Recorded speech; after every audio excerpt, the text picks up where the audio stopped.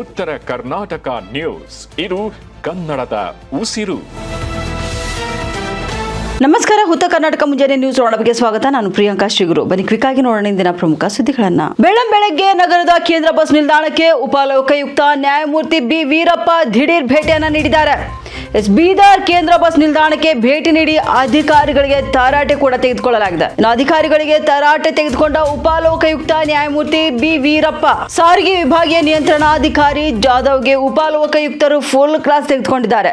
ಕೇಂದ್ರ ಬಸ್ ನಿಲ್ದಾಣದ ಶೌಚಾಲಯದ ಪರಿಸ್ಥಿತಿ ನೋಡಿ ಸಾರಿಗೆ ಅಧಿಕಾರಿಗಳಿಗೆ ಫುಲ್ ತರಾಟೆ ತೆಗೆದುಕೊಳ್ಳಲಾಗಿದೆ. ಇನ್ನು ಬಸ್ ನಿಲ್ದಾಣದಲ್ಲಿರುವಂತಹ ಕ್ಯಾಂಟೀನ್, ಕಿಚನ್ ಸ್ವಚ್ಛತೆಗೆ ಕೂಡ ಬಿ ವೀರಪ್ಪ ಅವರು ಅಸಮಾಧಾನವನ್ನ ವ್ಯಕ್ತಪಡಿಸಿದ್ದಾರೆ. ಶೌಚಾಲಯ ಕೂಡ ಪರಿಶೀಲನೆ ನಡೆಸಿ ಅಧಿಕ ಹಣ ಕಲೆಕ್ಷನ್ ಆರೋಪ ಹಿನ್ನೆಲೆ ಸಿಬ್ಬಂದಿಗಳಿಗೆ ಕ್ಲಾಸ್ ತೆಗೆದುಕೊಳ್ಳಲಾಗಿದೆ. ಶೌಚಾಲಯದಲ್ಲಿ ನೀರು ಇಲ್ಲದ ಕಾರಣ ಕ್ಲಾಸ್ ತೆಗೆದುಕೊಂಡಿದ್ದಾರೆ. ನಿಮ್ಮ ಮನೆಯಲ್ಲಿ ಇದೇ ರೀತಿ ಮಾಡ್ತೀರಾ? ನೀರು ಇಲ್ಲದ ಕಾರಣ ರೋಗಗಳು ಬರ್ತವೆ, ನೀವು ರೋಗಗಳು ಕ್ರಿಯೇಟ್ ಮಾಡುವವರು ಇದ್ದೀರಿ ಎಂದು ಅಸಮಾಧಾನ ವ್ಯಕ್ತಪಡಿಸಿದ್ದಾರೆ. ನೋ ಪಾರ್ಕಿಂಗ್ ಸ್ಥಳದಲ್ಲಿ ಕೂಡ ಬೈಕ್ಗಳನ್ನು ಯಾಕೆ ಪಾರ್ಕ್ ಮಾಡಿದ್ದೀರಿ ಎಂದು ಪ್ರಶ್ನೆ ಕೂಡ ಕೇಳಿದ್ದಾರೆ. ಪಾರ್ಕಿಂಗ್ ಸ್ಥಳದಲ್ಲಿ ಸಿಸಿಟಿವಿ ಕ್ಯಾಮೆರಾ ಸೇರಿದಂತೆ ಅಗತ್ಯ ಸೌಕರ್ಯಗಳ ಕೊರತೆ ಉಂಟಾಗಿದೆ. ಪಾರ್ಕಿಂಗ್ ಸಿಬ್ಬಂದಿಗೂ ಕೂಡ ಅವರು ಕ್ಲಾಸ್ ಅನ್ನು ತೆಗೆದುಕೊಂಡಿದ್ದಾರೆ. ಡಿಸಿ ಶಿಲ್ಪಾ ಶರ್ಮಾ, ಎಸ್ಪಿ ಪ್ರದೀಪ್ ಗುಂಟಿ ಸೇರಿದಂತೆ ಎಲ್ಲ ಇಲಾಖೆಯ ಅಧಿಕಾರಿಗಳು ಉಪಲೋಕಾಯುಕ್ತರಿಗೆ ಸಾಥ್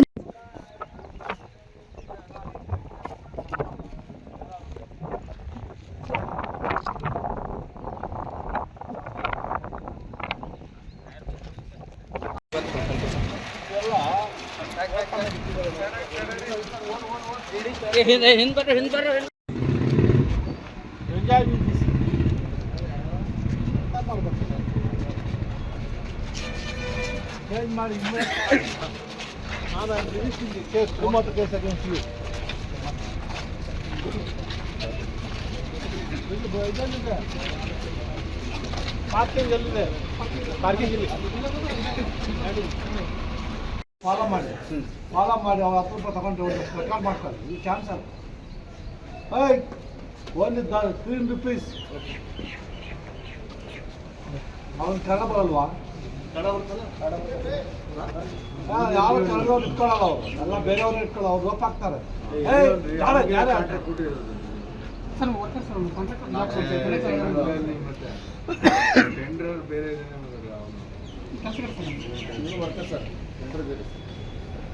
ಬಿಜಾಪುರದ ಎಲ್ಲ ಓಪನ್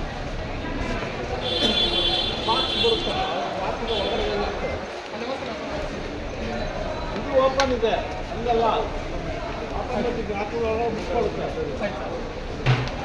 ಇದು ಆಟೋಮೆಟಿಕ್ ಅಲ್ಲ, ಓಪನ್ ತೆಗೆದಿಟ್ಟಿದ್ದಾರೆ, ಎಲ್ಲ ಓಪನ್ ತೆಗೆದಿಟ್ಟಿದ್ದಾರೆ. ಜನಗಳಿಗೆ ಎಲ್ಲ ಗೊತ್ತ ನೋಡಿ, ಓಪನ್ ಇರಬಾರ್ದು ನೋಡಿ, ಎಲ್ಲ ಓಪನ್ ಬಾಕ್ಸ್ ಬರುತ್ತೆ, ಬಾಕ್ಸಿನ ಒಳಗಡೆ ಇರುತ್ತೆ. ಇದು ಓಪನ್ ಇದೆ, ಹಂಗಲ್ಲ ಆಟೋಮೆಟಿಕ್ ಮುಚ್ಕೊಳ್ಳುತ್ತೆ. ಇದು ಆಟೋಮೆಟಿಕ್ ಅಲ್ಲ, ಓಪನ್ ತೆಗೆದಿಟ್ಟಿದ್ದಾರೆ, ಎಲ್ಲ ಓಪನ್ ತೆಗೆದಿಟ್ಟಿದ್ದಾರೆ. ಜನಗಳಿಗೆ ಎಲ್ಲ ಗೊತ್ತ ನೋಡಿ, ಓಪನ್ ಇರಬಾರ್ದು.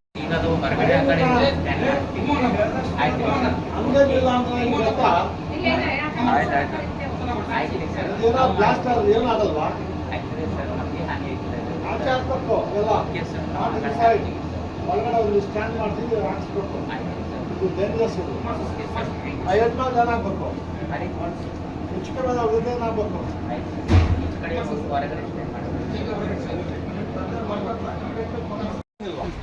ಅಲ್ಲಿ ಮೇಲೆ ಇದೊಂದು ನೀರು ಬರೋ ಒಳಗಡೆಗೆ ಇದು ಬರಂಗಿಲ್ಲ ಸರ್. ಆ ಕಡೆ ಸ್ವಲ್ಪ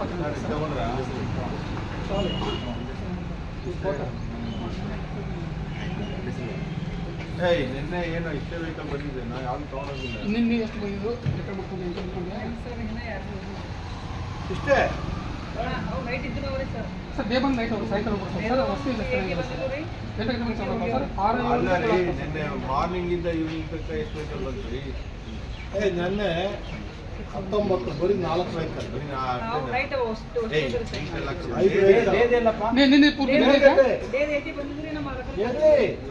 ಬರ್ದಿಲ್ಲ ಇದರಲ್ಲಿ.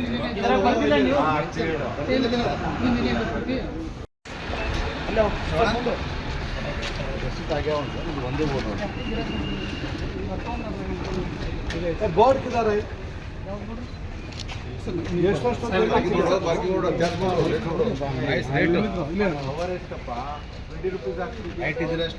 ಬೆಳಗ್ಗೆ ಎಲ್ಲ ಒಂದು ನಿಮಿಷ ಬೆಳಗ್ಗೆ ಮುಂಜಾನೆ 6ರಿಂದ ರಾತ್ರಿ 8ವರೆಗೆ ಇಲ್ಲಿ 20 ರೂಪಾಯಿ.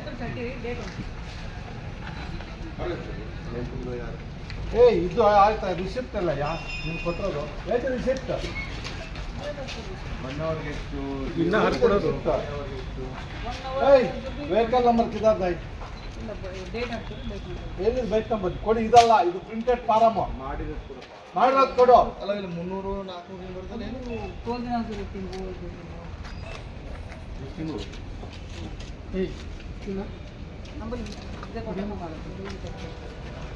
ಅವನು ಹಾಕಿದ್ರೆ ಅವನು ರೌಡಿ ತರ ಬಿಹೇವ್ ಮಾಡ್ತೀನಿ. ಇವರೆಲ್ಲ ಇಟ್ಕೊಂಡಿದ್ದಾರ, ನಮಗೆ ಹಿಂಗ್ ಮಾಡ್ತಾನ, ಅವ್ನು ಬೇರೆ ಬಿಡ್ತಾನ.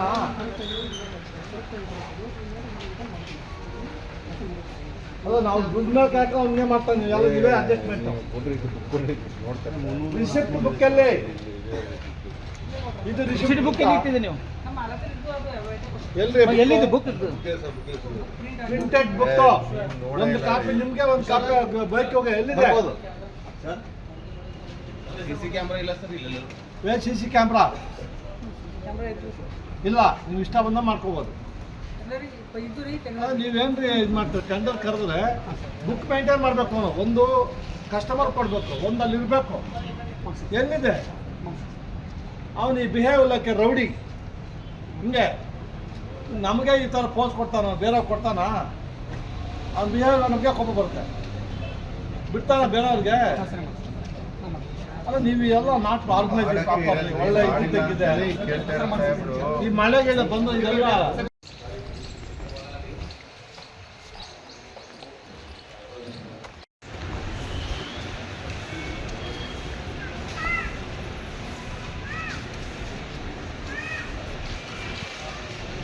ಬಂದು ಗಾಡಿ ಕೊಡ್ರು.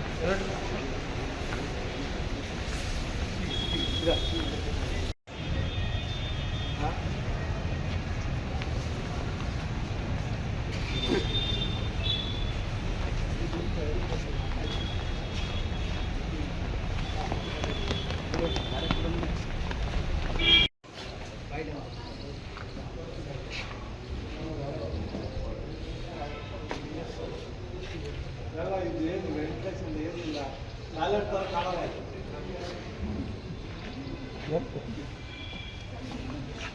ಯಾವುದು ನೀರಿಲ್ಲ,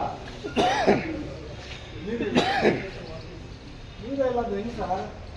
ನಿಮ್ಮ ಮನೆಲ್ಲ ಹಿಂಗೆ ಮಾಡ್ತೀರಾ ನೀವು? ನಿಮ್ಮ ಮ್ಯಾನೇಜರ್ ಎಲ್ಲಿಗೆ ನೋಡ್ಬಿಡಿ.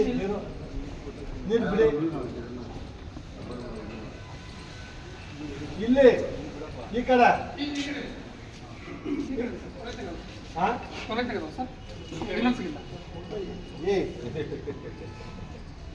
ಇಂಪಾರ್ಟೆಂಟ್ ಅಲ್ಲೇ ಬೇಕ್ರಿ. ನೀರು ಬಿಡಲ್ಲ ಹೆಂಗೆ? You create disease creator. ನೀವು ಕಾಯಿಲೆ ಹೆಂಗೆ ತರಿಸ್ಬೇಕು ನಿಮ್ಮಿಂದ ಕರಿಬೇಕು ಜನ.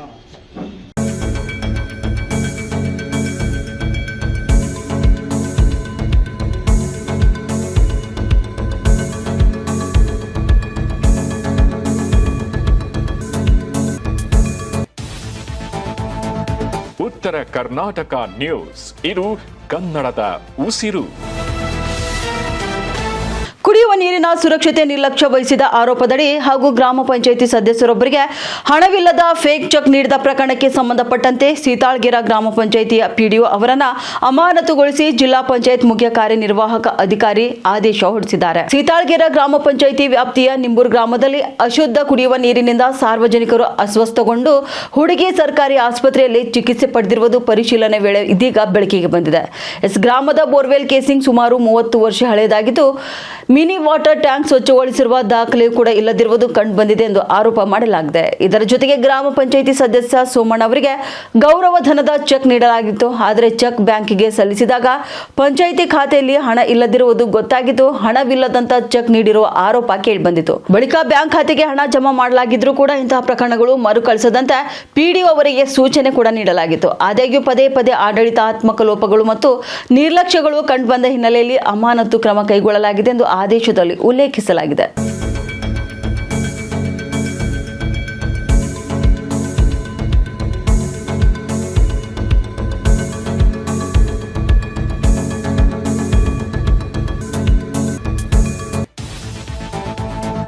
ಉತ್ತರ ಕರ್ನಾಟಕ ನ್ಯೂಸ್, ಇದು ಕನ್ನಡದ ಉಸಿರು. ಗುರುಮಠಕಲ್ ಪಟ್ಟಣದ ಕಾಕಲ್ವಾರ ಬೇಸ್ನ ಆಂಜನೇಯ ಸ್ವಾಮಿ ಗರ್ಭಗುಡಿಯನ್ನ ನೀರಿನಿಂದ ತುಂಬಲಾಯಿತು. ಗುರುಮಠಕಲ್ ಪಟ್ಟಣದ ಕಾಕಲ್ವಾರ ಬೇಸ್ನ ಶ್ರೀ ಆಂಜನೇಯ ಸ್ವಾಮಿ ದೇವಸ್ಥಾನದಲ್ಲಿ ಗ್ರಾಮ ದೇವತೆ ಶ್ರೀ ಗಜಲಮ್ಮ ದೇವಿಗೆ ಮಹಿಳೆಯರು ಪೂರ್ಣ ಕುಂಭ ಹೊತ್ತು ಆಗಮಿಸಿ ವಿಶೇಷ ಅಭಿಷೇಕ ಹಾಗೂ ಪೂಜೆಯನ್ನ ನೆರವೇರಿಸಿದ್ದಾರೆ. ವರ್ಣನ ಕೃಪೆಗಾಗಿ ರೈತರ ಮೊರೆ ಹೋಗಿದ್ದು ಮಳೆ ಬೆಳೆಗಾಗಿ ವಿಶೇಷ ಪೂಜೆಯನ್ನ ಸಲ್ಲಿಸಿದ್ದಾರೆ. ದೇವರೇ ಮೊರೆ ಹೋದ ರೈತಾಪಿ ವರ್ಗ ಮಹಿಳೆಯರಿಂದ ಕೂಡ ಗಜಲಮ್ಮ ದೇವಿಗೆ ಪೂರ್ಣ ಕುಂಭ ಹೊತ್ತು ವಿಶೇಷ ಅಭಿಷೇಕವನ್ನ ಸಲ್ಲಿಸಿದ್ದಾರೆ. ಇನ್ನು ಮುಂಗಾರು ಹಂಗಾಮಿನಲ್ಲಿ ಉತ್ತಮ ಮಳೆಯಾಗಿ ರೈತರ ಹೊಲಗಳಲ್ಲಿ ಸಮೃದ್ಧ ಬೆಳೆ ಬರಲಿ ಎಂಬ ಆಶಯದೊಂದಿಗೆ ಪಟ್ಟಣದ ರೈತಾಪಿ ವರ್ಗವು ದೇವರ ಮೊರೆ ಹೋಗಿದೆ. ಇನ್ನು ಮಳೆ ಕೊರತೆ ನಿವಾರಣೆಯಾಗಬೇಕು, ಕೃಷಿ ಚಟುವಟಿಕೆಗಳು ಸುಗಮವಾಗಿ ಸಾಗಬೇಕು ಎಂಬ ಪ್ರಾರ್ಥನೆಯೊಂದಿಗೆ ವಿವಿಧ ಧಾರ್ಮಿಕ ಆಚರಣೆಗಳು ಕೂಡ ನಡೆಯುತ್ತಿವೆ. ರೈತರು ಭಕ್ತಿಯಿಂದ ಪ್ರಾರ್ಥನೆ ಕೂಡ ಸಲ್ಲಿಸಿದ್ದಾರೆ. ಪಟ್ಟಣದ ಕಾಕಲ್ವಾರ್ ಬೇಸ್ನ ಶ್ರೀ ಆಂಜನೇಯ ಸ್ವಾಮಿ ದೇವಸ್ಥಾನದಲ್ಲಿ ವಿಶೇಷ ಪೂಜೆ ನೆರವೇರಿಸಿದ್ದಾರೆ. ವರ್ಣನ ಕೃಪೆಗಾಗಿ ಕೂಡ ಪ್ರಾರ್ಥನೆ ಮಾಡಲಾಯಿತು. ನಂತರ ದೇವಸ್ಥಾನದ ಗರ್ಭಗುಡಿಯನ್ನ ನೀರಿನಿಂದ ತುಂಬಿಸಿ ಮಳೆಗಾಗಿ ಭಕ್ತರೆಲ್ಲರೂ ಬೇಡಿಕೊಂಡಿದ್ದಾರೆ. ಇನ್ನು ಇದೇ ವೇಳೆ ಮಂಗಳವಾರ ಮತ್ತು ಶುಕ್ರವಾರದಂದು ಕೂಡ ಪಟ್ಟಣದ ಗ್ರಾಮ ದೇವತೆ ಶ್ರೀ ಗಜಲಮ್ಮ ದೇವಿಗೆ ಮಹಿಳೆಯರು ಪೂರ್ಣ ಕುಂಭ ಹೊತ್ತು ಆಗಮಿಸಿ ವಿಶೇಷ ಅಭಿಷೇಕ ಹಾಗೂ ಪೂಜೆ ನೆರವೇರಿಸಿದ್ದಾರೆ. ಉತ್ತಮ ಮಳೆ, ರೈತರ ಬದುಕಿನಲ್ಲಿ ಸಮೃದ್ಧಿ ಹಾಗೂ ಉತ್ತಮ ಬೆಳೆಗಾಗಿ ದೇವರಲ್ಲಿ ಪ್ರಾರ್ಥನೆ ಕೂಡ ಮಾಡಿದ್ದಾರೆ. ಪಟ್ಟಣದ ಕಂದೂರು ಓಣಿ, ಮಜ್ಜಿಗೆಗೇರಿ, ಮಲ್ಲಯ್ಯ ಕಟ್ಟ ಸೇರಿದಂತೆ ವಿವಿಧ ಬಡಾವಣೆಗಳ ರೈತ ಮಹಿಳೆಯರು ಪಾಲ್ಗೊಂಡು ದೇವರಲ್ಲಿ ಉತ್ತಮ ಮಳೆ ಹಾಗೂ ಸಮೃದ್ಧ ಫಸಲಿಗಾಗಿ ಪ್ರಾರ್ಥಿಸಿದರು. ವರ್ಣನ ಆಗಮನದ ನಿರೀಕ್ಷೆಯಲ್ಲಿ ರೈತರು ಇದೀಗ ಭರವಸೆಯಿಂದ ಕಾಯ್ತಿದ್ದಾರೆ.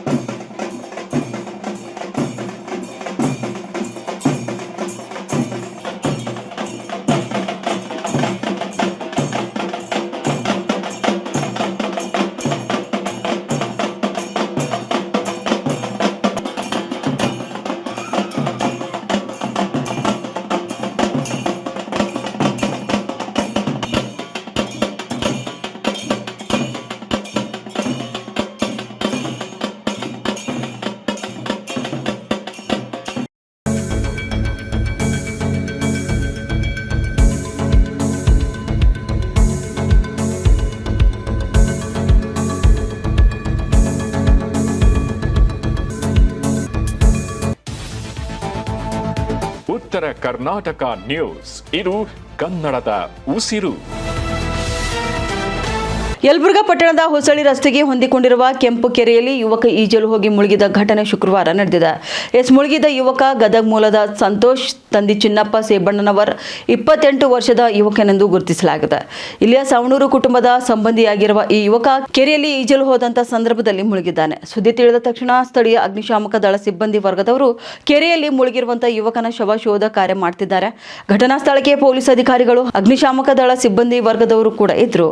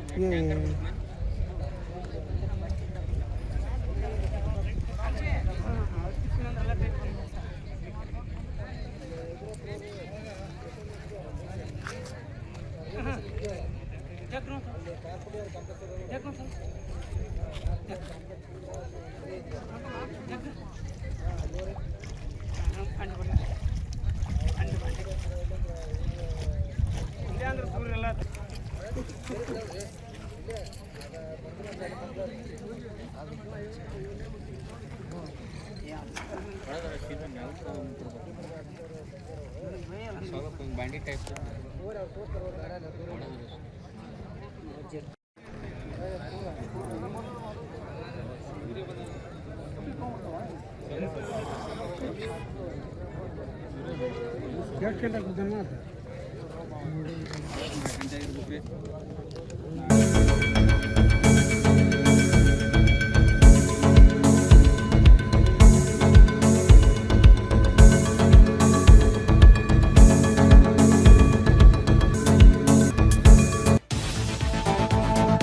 ಉತ್ತರ ಕರ್ನಾಟಕ ನ್ಯೂಸ್ ಇದು ಕನ್ನಡದ ಉಸಿರು. ಜೂನ್ 28ರಂದು ಬೀದರ್ ಜಿಲ್ಲೆಯ ಬಸವಕಲ್ಯಾಣ ನಗರದಲ್ಲಿ ಆಯೋಜಿಸಲು ಹೊರಟಿರುವ ಬಸವಾದಿ ಶಿವಶರಣರ ಹಿಂದೂ ಸಮಾವೇಶಕ್ಕೆ ಅನುಮತಿ ನೀಡದೆ ತಾಲೂಕು ಆಡಳಿತ ನಿರಾಕರಿಸಿದ್ದು ಸಂವಿಧಾನ ಬಾಹಿರವಾದ ಕೃತ್ಯ ಎಂದು ಬಸವಾದಿ ಶಿವಶರಣರ ಹಿಂದೂ ಸಮಾವೇಶ ಪರ ಒಕ್ಕೂಟ ಇಂದು ಬೀದರ್ ಜಿಲ್ಲಾಧಿಕಾರಿಗಳಿಗೆ ಮನವಿ ಪತ್ರ ನೀಡಿದೆ. ಇನ್ನು ಬಸವಕಲ್ಯಾಣ ತಾಲೂಕು ಕಚೇರಿ ಕೆಲ ಮಠಾಧೀಶರ ಬಸವ ಪರ ಸಂಘಟನೆಗಳ ಸೊತ್ತೆ ಹಾಗಿದ್ದಲೇ ಕೆಲವು ವರ್ಷಗಳ ಹಿಂದೆ ಬಸವಣ್ಣನವರ ವಚನಾಂಕಿತ ತಿದ್ದುಪಡಿ ಮಾಡಿರುವ ಪೂಜ್ಯ ಮಾತೆ ಮಹಾದೇವಿಯವರ ಕಲ್ಯಾಣ ಪರ್ವಕ್ಕೆ ಇಂದಿನಂತೆ ಅಂದು ಸಹ ಎಲ್ಲ ಮಠಾಧೀಶರು ಬಸವಪರ ಸಂಘಟನೆಗಳು ವಿರೋಧಿಸಿದರೂ ಸಹ ಕಲ್ಯಾಣ ಪರ್ವ ಸಮಾವೇಶಕ್ಕೆ ಅನುಮತಿ ಕೊಡಲಾಗಿತ್ತು. ಬಸವಾದಿ ಶಿವಶರಣರ ಹಿಂದೂ ಸಮಾವೇಶಕ್ಕೆ ಒಂದು ಕಾನೂನು ಇದೆ ಎಂಬುದನ್ನ ಇಲ್ಲಿ ಸ್ಪಷ್ಟನೆ ನೀಡಬೇಕು ಎಂದು ಪತ್ರದಲ್ಲಿ ಪ್ರಶ್ನೆ ಕೇಳುತ್ತಾ ಉಲ್ಲೇಖ ಮಾಡಿದ್ದಾರೆ. ಬಸವಾದಿ ಶಿವಶರಣ ಹಿಂದೂ ಸಮಾವೇಶ ಕಾರ್ಯಕ್ರಮ ಬಸವ ಕಲ್ಯಾಣ ತಾಲೂಕಿನ ನಾಗರಿಕರು ಎಲ್ಲರೂ ಒಟ್ಟಾಗಿ ಆಯೋಜಿಸಿದ್ದಾಗಲೂ ಕೂಡ ಬಸವ ಕಲ್ಯಾಣ ತಹಸೀಲ್ದಾರರು ನಿರಾಕರಿಸಿರುವುದು ಕಾನೂನು ಬಾಹಿರವಾಗಿದೆ. ಸಂವಿಧಾನ ವಿರೋಧಿ ಕೃತ್ಯವೆಸಗಿದ ತಹಸೀಲ್ದಾರರ ಮೇಲೆ ಸೂಕ್ತ ಕಾನೂನು ಕ್ರಮ ಕೈಗೊಂಡು ಬಸವಾದಿ ಶಿವಶರಣರ ಹಿಂದೂ ಸಮಾವೇಶಕ್ಕೆ ಅನುವು ಮಾಡಿಕೊಡಬೇಕೆಂದು ಮನವಿಯನ್ನ ಸಲ್ಲಿಸಿದ್ದಾರೆ. ಮಹಾದೇವಿಯವರ ಕಲ್ಯಾಣ ಪರ್ವಕ್ಕೆ ಹಿಂದಿನಂತೆ ಅದು ಸಹ ಎಲ್ಲ ಸಂಘಟನೆಗಳನ್ನು ವಿರೋಧಿಸಿದರೂ ಸಹ ಕಲ್ಯಾಣ ಪರ್ವ ಸಮಾವೇಶಕ್ಕೆ ಅನುಮತಿ ಕೊಟ್ಟಿದ್ದೀರಿ. ಅವರಿಗೆ ಒಂದು ಕಾನೂನು ಬಸವಾದಿ ಶರಣರ ಹಿಂದೂ ಸಮಾವೇಶಕ್ಕೆ ಒಂದು ಕಾನೂನು ಇದೆಯೇ ಎಂಬುದನ್ನು ಸ್ಪಷ್ಟಪಡಿಸಬೇಕು. ಕಳೆದ ಕೆಲವು ವರ್ಷಗಳಿಂದ ಬಸವ ಕಲ್ಯಾಣದಲ್ಲಿ 2 ಪರಸ್ಪರ ವಿರೋಧಿ ಗುಂಪುಗಳ ಕಲ್ಯಾಣ ಪರ್ವಗಳು ಆಯೋಜಿಸಲು ಅನುಮತಿ ಕೊಟ್ಟು ಸಮಾಜದ ಗೊಂದಲ ಅಶಾಂತಿ ಉಂಟು ಮಾಡಿದ್ದು ಬಸವ ಕಲ್ಯಾಣ ತಾಲೂಕು ಕಾರ್ಯಾಲಯ. ಬಸವಾದಿ ಶರಣರ ಹಿಂದೂ ಸಮಾವೇಶ ಒಂದೇ ಕಾರ್ಯಕ್ರಮ, ಅದು ಬಸವ ಕಲ್ಯಾಣ ತಾಲೂಕಿನ ನಾಗರಿಕರು ಆಯೋಜಿಸಿದ್ದಾರೆ. ಬಸವ ಕಲ್ಯಾಣ ತಹಸೀಲ್ದಾರರು ನಿರಾಕರಿಸಿರುವುದು ಕಾನೂನು ಬಾಹಿರ ಸಂವಿಧಾನ ವಿರೋಧಿ ಕೃತ್ಯವೆನಿಸಿ ತಹಸೀಲ್ದಾರರ ಮೇಲೆ ಸೂಕ್ತ ಕ್ರಮ ಕೈಗೊಂಡು ಬಸವಾದಿ ಶಿವಶರಣರ ಹಿಂದೂ ಸಮಾವೇಶಕ್ಕೆ ಅನುವು ಮಾಡಿಕೊಡಬೇಕೆಂದು ಈ ಮೂಲಕ ತಮ್ಮಲ್ಲಿ ವಿನಂತಿ ಮಾಡಿಕೊಳ್ಳುತ್ತೇವೆ. ಸಮಾವೇಶಕ್ಕೆ ಜಿಲ್ಲಾಡಳಿತ ಅನುಮತಿ ಪಡೆದಿದ್ದರೆ ದ್ವಂದ್ವ ನೀತಿ ಅನುಸರಿಸುವ ಜಿಲ್ಲಾಡಳಿತದ ವಿರುದ್ಧ ಉಗ್ರ ಹೋರಾಟವು ಮಾಡಲು ನಾವು ಅನುವು ಮಾಡಿಕೊಟ್ಟಂತಾಗುತ್ತದೆ ಎಂದು ವಿಶ್ವಾಸಿಸುತ್ತೇವೆ. ಧನ್ಯವಾದ.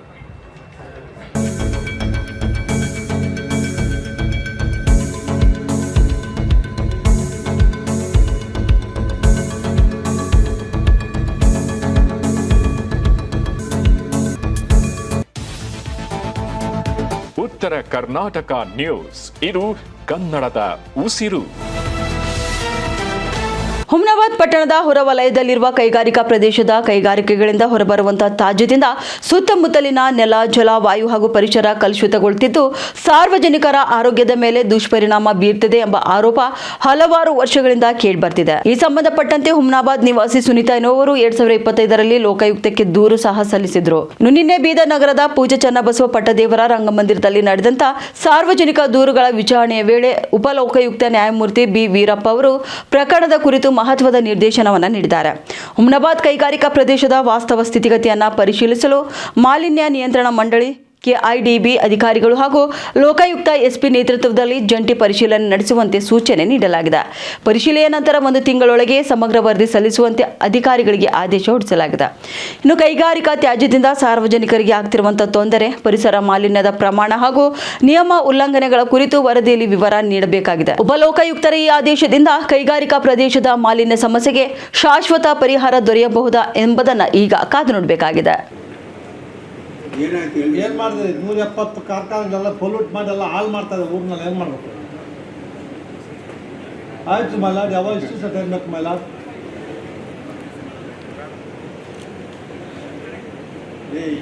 ವೇಜ್ ಅವರ ಪ್ರೀವಿಯಸ್ ಆಫೀಸರ್ ಈಗ ಯಾರು?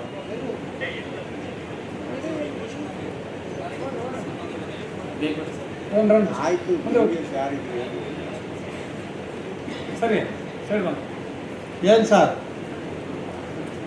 ಯಾರಾದ್ರೂ ಎಲ್ಲಾದ್ರೂ ಇರ್ಲಿಯಪ್ಪ, ಪೊಲ್ಯೂಷನ್ ಆಗ್ತಾ ಇದ್ದಿಲ್ಲ ಅಷ್ಟು ಹೇಳ್ರಪ್ಪ. ಬರೀ ನಾನು ಆವಾಗಿದ್ದೆ, ಹಿಂಗೋಗಿದ್ದೆ, ಹೆಂಗಾಗಿದ್ದೆ ಕಂಡು ಬಂದಾಗ ಹೋಗಿ ವಿಸಿಟ್ ದಿ ಸ್ಪಾಟ್.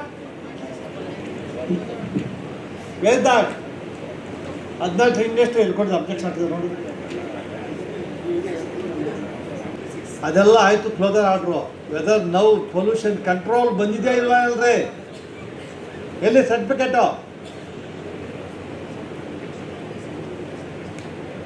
ಇಲ್ಲಿ ಕೊಡಪ್ಪ ಫಸ್ಟ್, ಆಮೇಲೆ ನೋಡಿ ಇನ್ನೊಂದು ಕೆಲಸ. ಪಾರ್ಟಿ ಆಗ್ಬೇಕು ಸರ್. ಎನ್ವೈರ್ಮೆಂಟ್ ಆಫೀಸರ್ ಪಾರ್ಟಿ ಕೊಡಪ್ಪ. ಯಾರು ಏನು ನಿಮ್ಮ ಹೆಸರು? You is the present environment officer. ಒಂದು ವಾರ ಆಯಿತು, ನೆನ್ನೆ ಇತ್ತು, ನಾಳೆ ಇತ್ತು, ಏನು ಡ್ರಾಮಾ ಆಗೋದು ನಿಮ್ದೆಲ್ಲ. ಏನು ನೀವು ಹೆಸರು ಬರ್ಕೊಳ್ಳಿ. Adam Patil, environment officer. Environment officer, environment officer. ಆಮೇಲೆ ಇನ್ಯಾರು ಇದ್ದಾರೆ? KIDB ಯಾರು? ಇಂಡಸ್ಟ್ರಿ ಅಲಾಟ್ ಮಾಡಿದ್ದು ಅವ್ರು ತಾನೆ? ಇದು KIDB. KIDB ಇದರ್ ರನ್ ಬನ್ನಿ. ಅಷ್ಟೇ ಅವ್ರು ಇದು ಯಾವ ಇಂಜಿನಿಯರ್ ಅವರು? ಕಮಿಂಗ್. ಏನು ವಾಟ್ ಈಸ್ ಈ ಮೇಡಮ್ ಹೆಸರು ಹೇಳಿ. ಅವ್ರು ಏನು ಅಡ್ರೆಸ್ ಹೇಳ್ರಿ, ಇದಲ್ರಿ. Thereby due to the heavy pollution, public are suffering with so many diseases. The authorities have not taken any action. Revenue inspector, village accountant, Tahsildar, assistant commissioner, revenue department. Yes sir. Then only 41 operating, remaining not operating.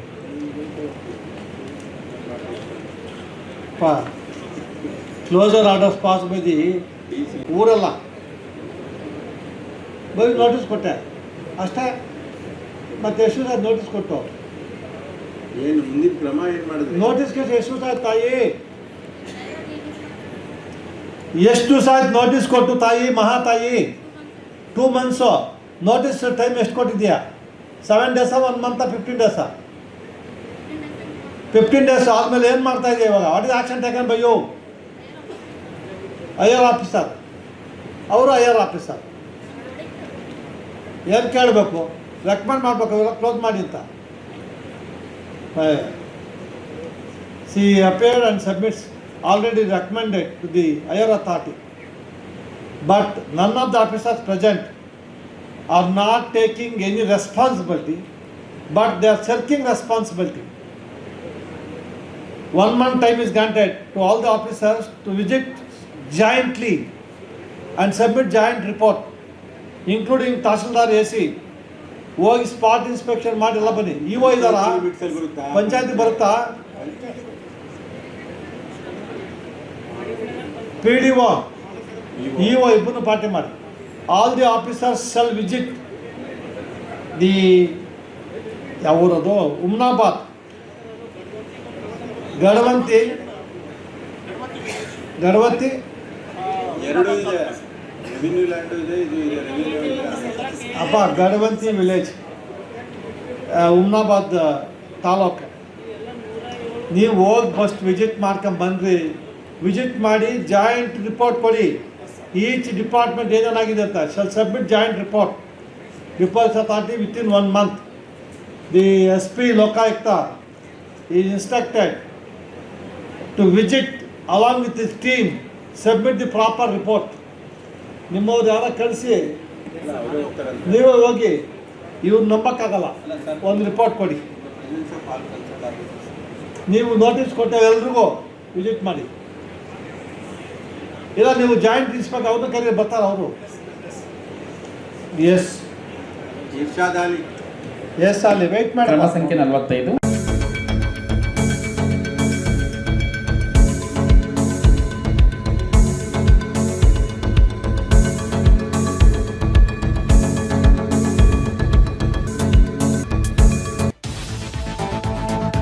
ಉತ್ತರ Karnataka news, ಇದು ಕನ್ನಡದ ಉಸಿರು. ಇನ್ನು CM DK Shivakumar ಆದೇಶಕ್ಕೂ ಕೂಡ ಅಧಿಕಾರಿಗಳು don't care. ಸಮಯಕ್ಕೆ ಸರಿಯಾಗಿ ಕಚೇರಿಗೆ ಹಾಜರಾಗದ ಗ್ರಾಮ ಪಂಚಾಯಿತಿ ಸಿಬ್ಬಂದಿ. ಭಾಲ್ಕಿ ತಾಲೂಕಿನ ಎಣ್ಕೂರ್ ಗ್ರಾಮ ಪಂಚಾಯಿತಿ ಅಧಿಕಾರಿಗಳು ಬೆಳಗ್ಗೆ 10 ಗಂಟೆ ಆದ್ರೂ ಕೂಡ ಕಚೇರಿಗೆ ಬರದ ಸಿಬ್ಬಂದಿ ವರ್ಗದವರು. ಮಳೆ ಕೊರತೆಯಿಂದ ರೈತರು ಸಂಕಷ್ಟದಲ್ಲಿದ್ದಾರೆ. ಆದ್ರೆ ಅಧಿಕಾರಿಗಳು ಇಲ್ಲಿ ನಿರ್ಲಕ್ಷ್ಯದಲ್ಲಿದ್ದಾರೆ. ಸಾರ್ವಜನಿಕರ ಕೆಲಸಗಳಿಗೆ ಆಗುತ್ತಿದೆ ವಿಳಂಬ. ಗ್ರಾಮಸ್ಥರ ಸಮಸ್ಯೆಗಳಿಗೆ ಸ್ಪಂದನೆ ಇಲ್ವೆಂಬ ಆರೋಪ ಕೇಳಿಬಂದಿದೆ. ಸರ್ಕಾರದ ಆದೇಶ ಪಾಲನೆಗೆ ಅಧಿಕಾರಿಗಳು ಮುಂದಾಗಬೇಕೆಂದು ಇಲ್ಲಿ ಜನರು ಒತ್ತಾಯ ಮಾಡ್ತಿದ್ದಾರೆ. ಜನರ ತೊಂದರೆಗಳಿಗೆ ಹೊಣೆ ಯಾರು ಎಂದು ಪ್ರಶ್ನೆ ಕೂಡ ಕೇಳಲಾಗಿದೆ. ಇನ್ನು ಕಚೇರಿ ಸಮಯ ಪಾಲನೆ ಕುರಿತಂತೆ ಜಿಲ್ಲಾಡಳಿತ ಕೂಡಲೇ ಕ್ರಮ ಕೈಗೊಳ್ಳಬೇಕೆಂದು ಆಗ್ರಹಿಸಿದ್ದಾರೆ. ಭಾಲ್ಕಿ ತಾಲೂಕಿನ ಎಣ್ಕೂರ್ ಗ್ರಾಮ ಪಂಚಾಯತ್ ನೋಡ್ರಿ, ಇದು ಕಂಪ್ಯೂಟರ್ ಆಪರೇಟರ್ 10 ಆಗ್ಯದ, ಇನ್ನ ಬಂದಿಲ್ಲ. ಈ ಮುತ್ತನ್ ಕೆಲಸ ಅದ, 8 ದಿನ ಓಡಾಡ್ಸತ್ತಾರ. ಈಗ ಇವ್ರಿಗೆ ಊರಿಗೆ ಹೋಗೋದು ಅರ್ಜೆಂಟ್, ದಂಧೆ ಇಲ್ಲ ಏನಿಲ್ಲ. ಸಿಎಂ ಹೇಳಾರ ಖಂಡಿತವಾಗಿ 10ಕ್ಕೆ ಎಲ್ಲ ಅಧಿಕಾರಿಗಳು ಆಫೀಸಾಗ ಇರ್ಬೇಕು. ಸಿಎಂ ಆಟಿಗೆ ಬೆಲೆ ಇಲ್ಲನ್ರಿ. 10 ಆಗ್ಯದ, ಕಂಪ್ಯೂಟರ್ ಆಪರೇಟರ್ ಇಲ್ಲ ಏನಿಲ್ಲ. ಈಗ ಇಬ್ಬರು ದಂಧೆಗೆ ನಿಂತಾರ. ಮಾಡ್ಬೇಕೇನೀಗ? ಇದಕ್ಕೆ ಏನಾಗಿಲ್ಲ, ಮ್ಯಾಲಿಂದ ಅಧಿಕಾರಿಗಳು ಕರೆಕ್ಟ್ ಇನ್ಕ್ವೈರಿ ಮಾಡ್ರಿ, ಅವ್ರಿಗೆ ಏನದಪ್ಪ ಅಂತಂದ್ರೆ ತಕ್ಕ ಶಿಕ್ಷೆ ಕೊಡ್ರಿ, ಇಲ್ಲಾಂದ್ರೆ ಇಲ್ಲಿ ಸಸ್ಪೆಂಡ್ ಮಾಡ್ಯಾಕ್ರಿ. ನಮ್ಮ ದಂಧೆ ಆಗಲು ಏನಾಗಲು. ಏನ್ ಇವ್ರಿಷ್ಟ ಮೈಗಳಂತಂದ್ರೆ ಏನ್ ನೀವೇ ಹೇಳ್ಯಾರ? ನಿಮಗೆ ಸಿಎ ಹೇಳ್ಯಾರ? ಒಬ್ಬರು ಮುಖ್ಯಮಂತ್ರಿ ಹೇಳ್ಯಾರಿ. ಮುಖ್ಯಮಂತ್ರಿ ಮಾತಿಗೆ ಬೆಲೆ ಇಲ್ಲ ಅಂದ್ರೆ ಮತ್ತೆ ಇವ್ರು ಯಾರಿಗೆ ಹಂಚ್ತಾರಿ? ಒಬ್ಬರು ನಮ್ಮ ಕರ್ನಾಟಕ ಮುಖ್ಯಮಂತ್ರಿಗೆ ಅಂಜಲೂರು ಅಂತಂದ್ರೆ ಮತ್ತೆ ಇವ್ರಿಗೆ ಅಂಜಿಕೆ ಏನಿಲ್ಲ. ಇವರಿಗೆ ಅವ್ರಿಗೆ ಟೈಟ್ ಆಕ್ಷನ್ ತಗೋಬೇಕು. ಇವ್ರು ದಂಧೆ ನೋಡ್ರಪ್ಪ, ಪೇಂಟೆಡ್ ದಿನ ಹೇಳ್ತಾರ.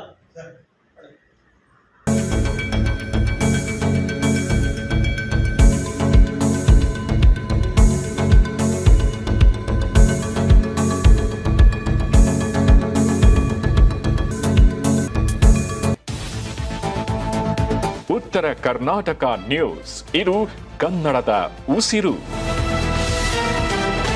ವಿಧಾನ ಪರಿಷತ್ ಚುನಾವಣೆಯಲ್ಲಿ ಕಾಂಗ್ರೆಸ್ 5 ಸ್ಥಾನಗಳಲ್ಲಿ ಗೆಲುವಿನ ವಿಚಾರವಾಗಿ ಬೀದರ್ನಲ್ಲಿ ಮಾಜಿ ಸಚಿವ ಹಾಗೂ ಹಿರಿಯ ಕಾಂಗ್ರೆಸ್ ನಾಯಕ ರಾಜಶೇಖರ್ ಪಾಟೀಲ್ ಪ್ರತಿಕ್ರಿಯೆಯನ್ನ ನೀಡಿದ್ದಾರೆ. ಡಿಕೆ ಶಿವಕುಮಾರ್ ಅವರು ಮುಖ್ಯಮಂತ್ರಿ ಹುದ್ದೆಗೆ ಏರಿದ ನಂತರ ಇದು ನಮ್ಮ ಮೊದಲ ಪರೀಕ್ಷೆಯಾಗಿತ್ತು. ನಮ್ಮ ಮೊದಲ ಪರೀಕ್ಷೆಯಲ್ಲಿ ನಾವು ನಿರೀಕ್ಷೆ ಮೀರಿ ಗೆಲುವನ್ನು ಸಾಧಿಸಿದ್ದೇವೆ. ವಿಪಕ್ಷದ 10-11 ಸದಸ್ಯರು ಕೂಡ ನಮ್ಮ ಪಕ್ಷದ ಅಭ್ಯರ್ಥಿಗಳಿಗೆ ಮತ ನೀಡಿದ್ದಾರೆ. ಇದು ವಿಪಕ್ಷದಲ್ಲಿರುವಂತಹ ಶಾಸಕರ ಭಿನ್ನಮತವನ್ನು ಸ್ಪಷ್ಟವಾಗಿ ತೋರಿಸುತ್ತದೆ. ನಮ್ಮ 5ನೇ ಅಭ್ಯರ್ಥಿಗೆ ಎಲ್ಲರಿಗಿಂತ ಹೆಚ್ಚಿನ ಮತಗಳು ಬಂದಿವೆ. ಇನ್ನು ನಮ್ಮ ಪಕ್ಷದ ಕಾರ್ಯಕ್ರಮಗಳನ್ನು ನೋಡಿ ಬಿಜೆಪಿ ಜೆಡಿಎಸ್ ಶಾಸಕರು ಕೂಡ ನಮಗೆ ಮತವನ್ನ ನೀಡಿದ್ದಾರೆ. ಈ ಫಲಿತಾಂಶ ಮುಂಬರುವ 2028ರ ವಿಧಾನಸಭೆ ಚುನಾವಣೆಗೆ ದಿಕ್ಸೂಚಿಯಾಗಿದೆ. ಹೀಗಂತ ಬೀದರ್ನಲ್ಲಿ ಮಾಜಿ ಸಚಿವ ರಾಜಶೇಖರ್ ಪಾಟೀಲ್ ಹೇಳಿಕೆಯೊಂದನ್ನು ನೀಡಿದ್ದಾರೆ. ಹೊಸದಾಗಿ ಸರ್ಕಾರ ರಚನೆ ಆಗಿದೆ ಅಂದರೆ ಮುಖ್ಯಮಂತ್ರಿ ಬದಲಾವಣೆ ಆಗಿದೆ. ಹಿಂದೆ ಇರ್ತಕ್ಕಂಥ ಮುಖ್ಯಮಂತ್ರಿಗಳು ಕೂಡ ಭಾಳ ಕರ್ನಾಟಕ ರಾಜ್ಯದಲ್ಲೇ ಭಾಳ ಅತ್ಯುತ್ತಮ ಕಾರ್ಯನಿರ್ವಹಣೆ ಮಾಡಿರ್ತಕ್ಕಂಥ ಕೀರ್ತಿ ಸನ್ಮಾನ್ಯ ಶ್ರೀ ಸಿದ್ದರಾಮಯ್ಯ ಸಾಹೇಬರಿಗಿದೆ. ಈ ಹೊಸದಾಗಿ ಡಿ ಕೆ ಶಿವಕುಮಾರ್ ಅವರು ರಾಜ್ಯದ ಮುಖ್ಯಮಂತ್ರಿಗಳಾದ ನಂತರ ಇದು ಮೊದಲನೇ ಪರೀಕ್ಷೆ ಇತ್ತು. ಇದರಲ್ಲಿ ನಿಜವಾಗಲೂ ಕೂಡ ನಮ್ಮ ರಾಜ್ಯದ ಅಧ್ಯಕ್ಷರಿರ್ಬೋದು ಅಥವಾ ಮುಖ್ಯಮಂತ್ರಿಗಳಿರ್ಬೋದು, ಉಪಮುಖ್ಯಮಂತ್ರಿಗಳಿರ್ಬೋದು, ಯಾರೂ ಕೂಡ ನಾವು ಇಷ್ಟೊಂದು ನಿರೀಕ್ಷೆ ಮಾಡಿರಲಿಲ್ಲ. ನಿರೀಕ್ಷೆಗಿಂತ ಮೀರಿ ಇವತ್ತೇನು ಜಾತೀಯತಾ ಜನತಾ ದಳ ಇರ್ಬೋದು ಅಥವಾ ಭಾರತೀಯ ಜನತಾ ಪಕ್ಷ ಇರ್ಬೋದು, ಇವರೆಲ್ಲರೂ ಕೂಡ ಇವತ್ತು ಕಾಂಗ್ರೆಸ್ ಪಕ್ಷದ ಪರವಾಗಿ ಮತದಾನ ಮಾಡಿದ್ದಾರೆ. ಸುಮಾರು 10ರಿಂದ 11 ವೋಟ್ ಕ್ರಾಸಿಂಗ್ ಆಗಿದೆ ಅಂತ ನಾವು ಮಾಧ್ಯಮದ ಮುಖಾಂತರ ನೋಡ್ತಾ ಇದ್ದೀವಿ. ಇವತ್ತು ಮೊದಲನೇ ಹೆಜ್ಜೆ, ಯಾಕಂದರೆ ಮುಖ್ಯಮಂತ್ರಿಗಳಾದ ತಕ್ಷಣ ಏನು ಅಧಿಕಾರ ಸ್ವೀಕಾರ ಮಾಡಿದ್ರು ಡಿ ಕೆ ಶಿವಕುಮಾರ್ ಸಾಹೇಬರು, ಅದಾದ ನಂತರ 5ನೇ ಅಭ್ಯರ್ಥಿಗೆ ಇವತ್ತು ಚುನಾವಣೆಯಲ್ಲಿ ಸ್ಪರ್ಧೆ ಮಾಡಿಸಿ ಮತ್ತು ಎಲ್ಲಕ್ಕಿಂತ ಜಾಸ್ತಿ 32 ಮತ ಇವತ್ತು ನಮ್ಮ 5ನೇ ಆದಂಥ ಅಭ್ಯರ್ಥಿಯವ್ರಿಗೆ ಸಿಕ್ಕಿದೆ. ಅದು ಸಲುವಾಗಿ ಇದು ಏನು ದಿಕ್ಸೂಚಿ ಹೇಳ್ತದೆ ಅಂದ್ರೆ ಮುಂದೆ ಬರ್ತಕ್ಕಂಥ 2028ರ ಚುನಾವಣೆ, ವಿಧಾನಸಭೆ ಚುನಾವಣೆಗೆ ಇದು ಒಂದು ದಿಕ್ಸೂಚಿ. ಯಾಕಂದ್ರೆ ಇಲ್ಲಿ ಇರ್ತಕ್ಕಂಥವ್ರೆ ಇವತ್ತು ಭಾರತೀಯ ಜನತಾ ಪಕ್ಷದಾಗ ಇರ್ತಕ್ಕಂಥವ್ರೆ ವೋಟ್ ಕ್ರಾಸಿಂಗ್ ಮಾಡ್ತಾರೆ, ಜನತಾ ದಳದಲ್ಲಿ ಇರ್ತಕ್ಕಂಥ ವೋಟ್ ಕ್ರಾಸಿಂಗ್ ಮಾಡ್ತಾರೆ. ಅಂದ್ರೆ ಇದ್ರ ಸಂದೇಶ ಏನು ಹೇಳ್ತದ ಅಂದ್ರೆ ಅವರೆಲ್ಲ ಆ ಪಕ್ಷದಿಂದ ನಾರಾಜಿದ್ದಾರ. ನಾವು ಸ್ಟ್ರಾಟಜಿ ಏನು ಮಾಡಿಲ್ಲ, ಸ್ಟ್ರಾಟಜಿ ನಾವು ಬರೀ ರಿಕ್ವೆಸ್ಟ್ ಮಾಡಿದ್ದೀವಿ. ಆದರೆ ಅವರು ಕಾಂಗ್ರೆಸ್ ಪಕ್ಷದ ಕಾರ್ಯವೈಖರಿ ನೋಡಿ ಮತ್ತು ಕಾಂಗ್ರೆಸ್ ಪಕ್ಷ ನಾವು ಕೊಟ್ಟಂಥ ಏನು ಸ್ಕೀಮ್ ಇದೆ, ಚುನಾವಣೆ ಪೂರ್ವದಲ್ಲಿ ನಾವು ಏನು ಭರವಸೆ ಕೊಟ್ಟಿದ್ದೀವಿ, ಅದೆಲ್ಲನೂ ಕೂಡ ಯಾವ ರೀತಿ ನಡೀತಾ ಇದೆ ಅಂತೇಳಿ ಇವತ್ತು ಆ ಜನ ಇವತ್ತು ಒಳ್ಳೆ ರೀತಿಯಿಂದ ಪಾಪ ಶಾಸಕರು ಇವತ್ತು ಏನು ಯಾರೇ ಮತದಾನ ಮಾಡಿದ್ದಾರೆ ನಮ್ಮ ಪರವಾಗಿ, ಕಾಂಗ್ರೆಸ್ ಪಕ್ಷದ ಪರವಾಗಿ, ಅವ್ರಿಗೆ ನನ್ನ ಪರವಾಗಿ ಕೂಡ ನಾನು ಅಭಿನಂದನೆ ಸಲ್ಲಿಸ್ತೀನಿ. ಈ ಇವತ್ತೇನು ಗೆಲುವಾಗಿದೆ, ಮುಂದೆ ಬರ್ತಕ್ಕಂಥ ಇದರಲ್ಲಿ ಎಲ್ಲರಲ್ಲಿ ಕೂಡ ಕಾಂಗ್ರೆಸ್ ಪಕ್ಷ ಗೆಲ್ಲುತ್ತದೆ ಅಂತ ವಿಶ್ವಾಸ ಇದೆ.